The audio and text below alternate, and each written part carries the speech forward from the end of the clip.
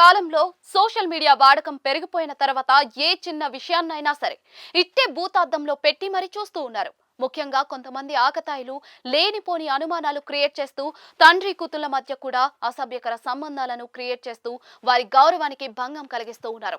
అయితే ఇలాంటి విషయాలపై కొంతమంది స్పందిస్తే మరికొంతమంది మాత్రం సైలెంట్ గా చూసి చూడనట్టుగా ఉండిపోతూ ఉన్నారు. కానీ తాను మాత్రం అలా ఉండలేనని, తండ్రి కూతుళ్ల లాంటి తమ మధ్య ఇలాంటి అనుమానపు అపోహలు సృష్టించడం ఏ మాత్రం కరెక్ట్ గా లేదు అని ఆయన తెలిపారు. అసలు విషయం ఏమిటో ఇప్పుడు చూద్దాం.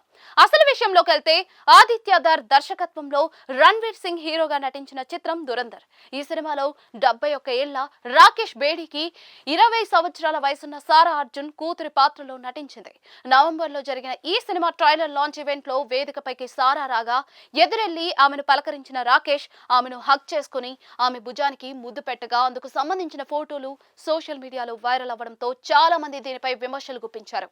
యువతిపై వృద్ధుడి ప్రేమ అంటూ పలు రకాల కమెంట్లు అయితే చేశారు. దీనికి రాకేష్ బేడీ స్పందిస్తూ ఇది చాలా తెలివి తక్కువ పని.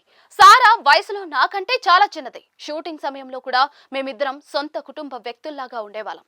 ప్రతి విషయాన్ని ఆమె నాతో పంచుకునేది. అటు తెరపై కూడా మా అనుబంధం మీకు కనిపించింది. అందుకే ఆ రోజు ఆమె వేదికపైకి రాగానే దగ్గరకు తీసుకున్నారు. యువతిపై వృద్ధుడి ప్రేమ అంటూ కొంతమంది తప్పుగా రాశారు. తండ్రికి కుమార్తెపై ఉన్న ప్రేమను ఎవరు చూడలేదు అంటూ ఆవేదన వ్యక్తం చేశారు రాకేష్. ఇక ప్రస్తుతం ఆయన చేసిన కమెంట్లు ఇప్పుడు సోషల్ మీడియాలో వైరల్ గా మారుతూ ఉన్నాయి.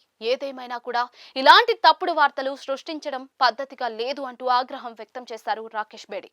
సినిమా విషయానికి వస్తే రణ్వీర్ సింగ్, ఆర్ మాధవన్, అక్షయ్ ఖన్నా తదితరులు కీలక పాత్రలో నటించిన ఈ చిత్రానికి థియేటర్లలో ప్రేక్షకుల నుంచి మంచి స్పందన లభిస్తూ ఉంది.